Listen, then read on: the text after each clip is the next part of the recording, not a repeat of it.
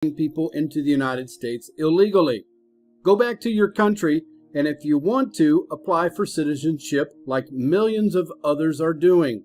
President Trump and the White House are weighing an executive action and regulatory change to block a caravan from Central American migrants who are trying to enter the United States illegally, according to the administration official and 3 others familiar with President Trump's move. Under this plan, President Trump and his administration would publish fast-track regulation that would restrict certain migrants' ability to seek asylum. The regulation would be paired with a related proclamation from President Trump. The executive actions would follow the playbook of President Trump's most sensational immigration moves and test the bounds of public approval and legality, according to those familiar with it. President Trump has fumed publicly and privately in recent days about caravans and the migrants traveling north through Mexico, and challenges aides to find a solution. This intense focus on immigration comes less than 2 weeks from the midterms.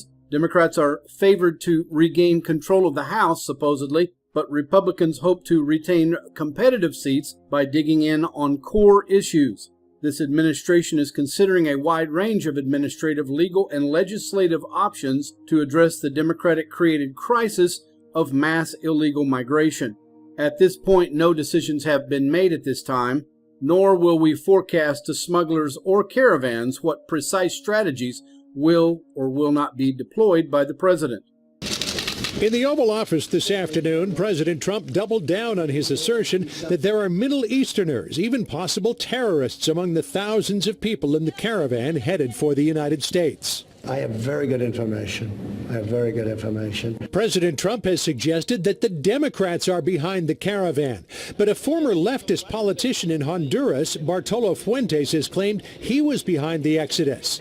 Today, the vice president backed up Fuentes' claim and also pointed fingers at Venezuela. President of Honduras, when this caravan was initiated, he told me that it had been organized by leftist groups in Honduras that were being financed in part by Venezuela.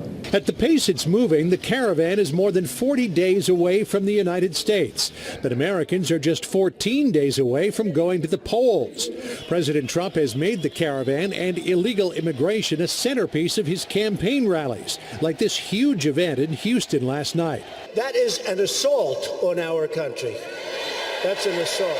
The Secretary of State today said the caravan's journey will be futile. You will not be successful at getting into the United States illegally, no matter what. I repeat, the caravan will not cross our southern border illegally under any circumstances. The president is placing blame for the caravan and illegal immigration in general at the foot of the Democratic Party. Democrats want no part of the immigration battle, hoping to change the subject in the next 2 weeks to issues they think they can win on, like health care. President Trump is also sweetening the midterm pot with a promise of a tax cut if Republicans keep control of Congress. This one aimed solely at the middle class. It's going to be a tax reduction of 10% for the middle class. Business will not enter into it. And this will be on top of the tax reduction that the middle class has already gotten. The president today promised to introduce a resolution on a tax cut within the next week, and that the House would get to work on it right after the midterms. But if Democrats take control, as expected, the plan would likely go nowhere in a lame duck session. We're not supposed to use that word. You know what I am? I'm a nationalist, okay? I'm a nationalist. President Trump also raised some eyebrows at his Texas rally last night, declaring himself to be a nationalist. While the word is often associated with extreme right-wing groups, the president says he is merely putting the interests of the United States and its citizens first, particularly on issues like trade. I am a nationalist. It's a word that hasn't been used too much. We have to take care of our country. We cannot continue to allow ourselves to be duped on military and also duped on trade. Back on to immigration, the Department of Homeland Security today announced immigration numbers for the month of September. In September, more than 41,000 illegal immigrants were apprehended on the southern border. That brought the yearly total for fiscal year 2018 to nearly 400,000, which is a 30% increase over the previous year. I think millions of Americans know we've got a crisis at our southern border. But this caravan that was organized by leftist organizations in Honduras, it made its way through Guatemala, now thousands of people trying to come up the 1,000-mile journey through Mexico for the purpose of violating our laws and coming into this country illegally is just unacceptable. The President and I have made it clear we will not allow it. And we're going to take steps necessary to secure our border, enforce our laws, and our message to those in the caravan is return home. But our message to the American people is this caravan is a reminder of a crisis in illegal immigration that is driven by laws that human traffickers actually use to entice people to make the long and dangerous journey north. You mentioned at the rally as well tonight that these human traffickers and leftist leaders are exploiting loopholes in our laws. They are. If the Republican majorities in Congress haven't made the changes to the laws in the last 2 years, what's the pitch to tell voters that you can trust them to do it in the next 2 years? Well, the message to voters is we've been blocked by liberals in the United States Senate who've stood in the way of immigration reform. That 60-vote margin that the president talks about all the time has prevented us from really taking up this issue. I mean, Democrats are opposed to building a wall. They're opposed to securing the border. There are leading voices in the Democratic Party that actually want to abolish immigrations and customs enforcement.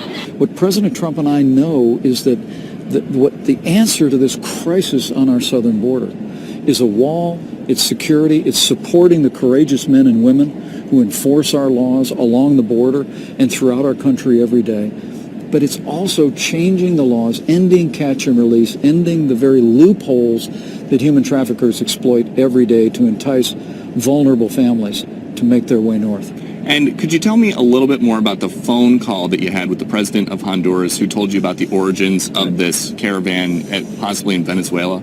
Well, we heard the caravan was forming in Honduras, Peter, and President Trump directed me to call leaders in Central America and tell them about his concern and his desire to see them take action to prevent this caravan from marching north. And what the president of Honduras told me is that the caravan was organized by leftist organizations, political activists within Honduras, and he said it was being funded by outside groups and even from Venezuela. And so the American people, I think see through this. They understand this is not a spontaneous caravan of vulnerable people, but it was organized by human traffickers and leftist groups that are, in effect, taking vulnerable people, many elderly, families, children, and marching them north without regard to their safety to make a political point and challenge the sovereignty and the territory of the United States. The vice president stressed to me tonight the migrants in the caravan are not welcome in this country, so he thinks the focus should instead become improving conditions in Central America so people don't want to flee.